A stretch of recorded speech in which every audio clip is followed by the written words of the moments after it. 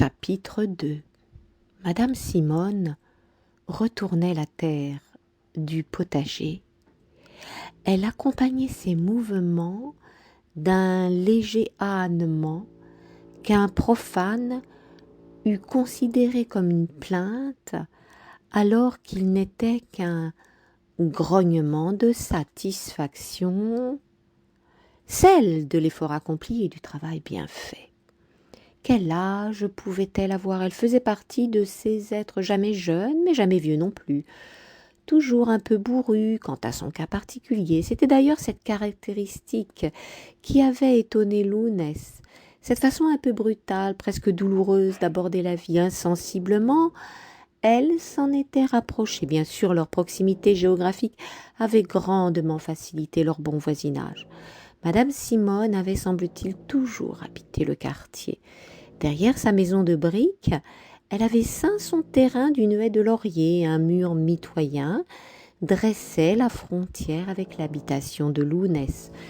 Cette dernière l'interrogea sans préambule. « Qui, Pierre, qui ?»« Lanier. » Je reprends. Cette dernière l'interrogea sans préambule. « Qui, Pierre, qui ?» ?»« Lanier, Madame Simone. Un nouveau dans le quartier peut-être. »« Ça m'étonnerait. Pourquoi tu t'intéresses à ce Lanier ?» Juste une seconde d'hésitation, le temps de se souvenir de son mensonge, et Lounès enchaîna. « Un courrier pour lui dans ma boîte, le facteur s'est trompé.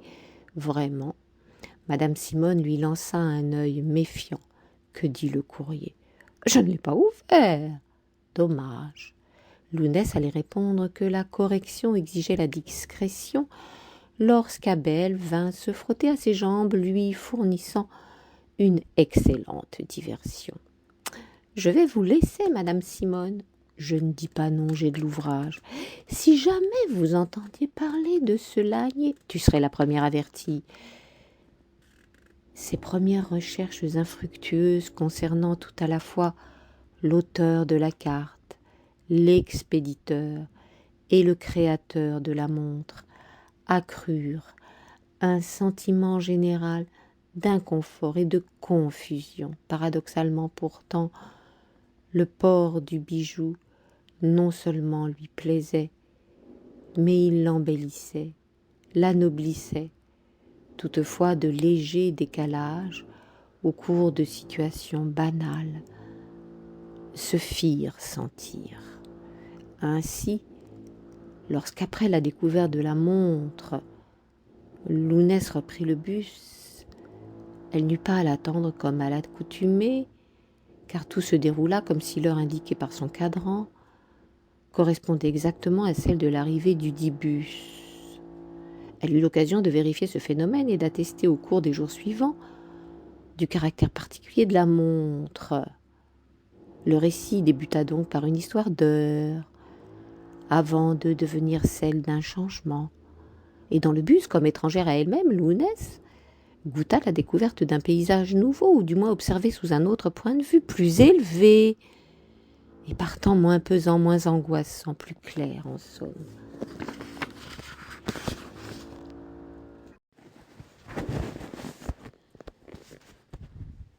Toujours méfiante quant à ses impressions, elle emprunta plusieurs fois la même ligne, à des horaires différents, et constata le même fait.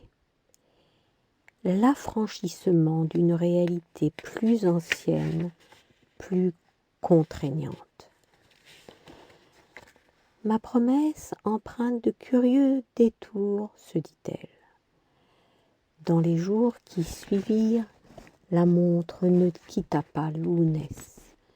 Elle avait toutefois décidé de s'en séparer pendant son sommeil afin d'obtenir un bénéfice supplémentaire en l'ajustant de nouveau au matin.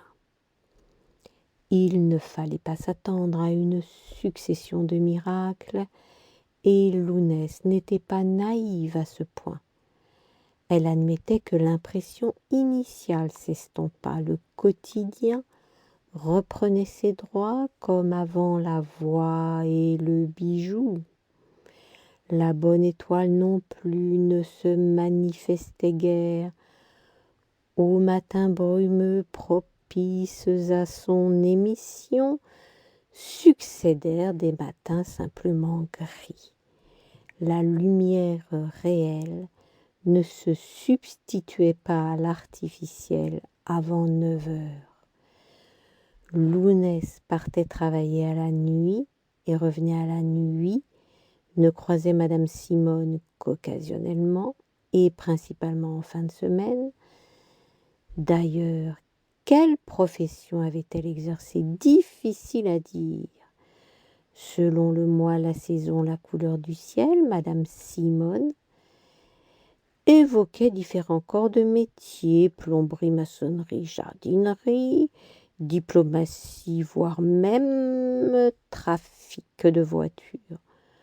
Le plus étonnant n'était pas sa capacité à transformer la réalité, mais la naïveté un peu enfantine de Lounès, qui prenait pour parole d'évangile tous ses propos. Il fallait pour cela des circonstances particulières, un vin à partager sur le banc du jardin et sous l'œil curieux d'Abel, par exemple. Lounès opinait, fermait les mains sur son verre, veillant à ce que celui de sa voisine ne soit jamais vide, ponctuait les révélations d'un « Ah bon ?» plus exclamatif qu'interrogatif. Une question la taraudait. Tenir sa promesse consistait-il à agir? Dans le doute, elle décida momentanément que oui. Aussi, après son interrogatoire infructueux auprès de Madame Simone, entreprit-elle quelques recherches sur l'outil informatique. La métaphore de la navigation sur la toile lui plaisait assez, transformant la sédentaire invétérée en aventurière de haute mer. Les premières informations concernant Pierre Lanier lui révélèrent qu'il n'était que le prête-nom d'une marque créée par une société.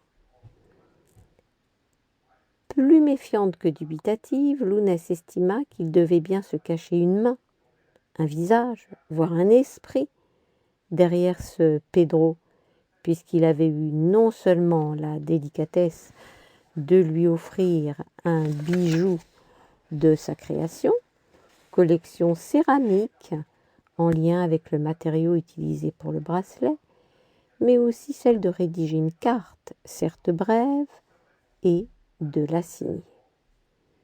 En résumé, conclut-elle, si Pierre Lanier n'est qu'un mensonge commercial autorisé par des gérants de société qui usurpa son nom et l'une de ses montres.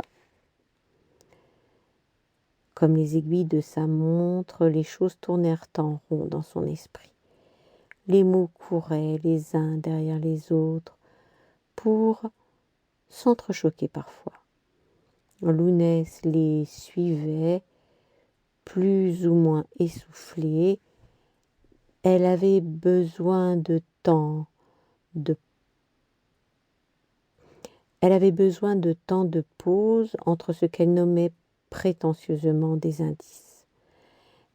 Elle estimait qu'une sorte d'inutrition s'opérait, un pas après l'autre, lentement. Lorsqu'elle avait fait vœu de changer, elle n'avait donné aucune indication temporelle. Elle tiendrait promesse, dans un temps indéfini, voilà tout. Les aiguilles le lui rappelaient implicitement. Lounès en revenait donc au point de départ. Abel, la voix, la montre, Pierre Lanier. Elle avait essayé de modifier l'ordre des événements. en plaçant par exemple l'ânier avant Abel, le rendant dès lors à l'origine de sa fugue, puis de l'émission de la voix. Mais les mobiles demeuraient trop obscurs pour croire à son éventuelle culpabilité. Tout cela ne rimait à rien, et Lounès devait s'efforcer de garder les pieds sur terre. Lorsqu'elle se sentait trop angoissée, elle s'entourait de romans qu'elle n'avait pas encore lus, mais dont les personnages peuplaient sa détresse. Ainsi avait-elle l'impression, somme toute fugitive, de poursuivre l'accomplissement de sa promesse par procuration fictionnelle. À qui adresser ses prières pour amoindrir, sinon vaincre, la peur? Telle était la grande interrogation du jour brumeux.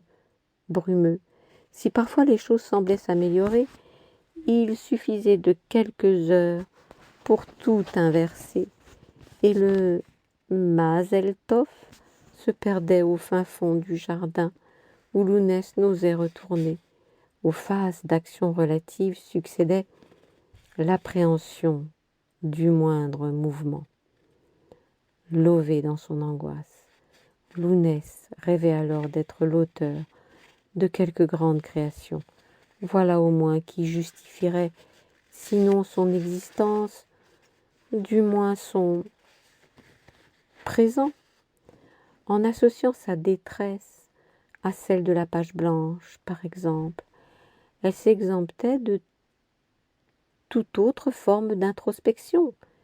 Il fallait toutefois se rendre à l'évidence. Même sous la dictée d'une bonne étoile, les histoires extraordinaires ne sortaient pas de sa plume, et les seules lignes qu'elle avait tirées de sa main, pourtant joliment embellie par le bijou, celles d'une litanie récitée en boucle, jusqu'à l'écœurement. Faites que tout s'arrange, et donnez-moi la force. Ôtez-moi la peur, ôtez-moi l'angoisse et le poids de mes pas dans le sol. Rendez-moi humaine et généreuse. Mais auparavant, faites que tout s'arrange et donnez-moi la force. Lounès songea un court moment qu'elle eût aimé avoir composé le livre des psaumes. Toutes ces prières n'étaient-elles pas aussi des chants d'amour?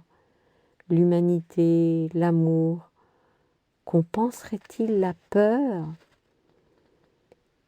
Il n'existait pas de multiples librairies en ville. L'unique magasin de presse possédait quelques rayons de livres de poche, un étal consacré aux rentrées littéraires et un bout de comptoir réservé aux jeux. Lounès n'était pas certaine d'y trouver l'ouvrage. Lorsqu'elle s'y rendit, elle découvrit un grand nombre de romans policiers, des romans d'espionnage, de romans de gars, un grand nombre de romans policiers, de romans d'espionnage, de romans de gars, quelques romans d'aventures également. Le livre sacré côtoyait la collection Harlequin, l'emplacement la fit sourire. Elle paya la Bible en même temps que le quotidien régional.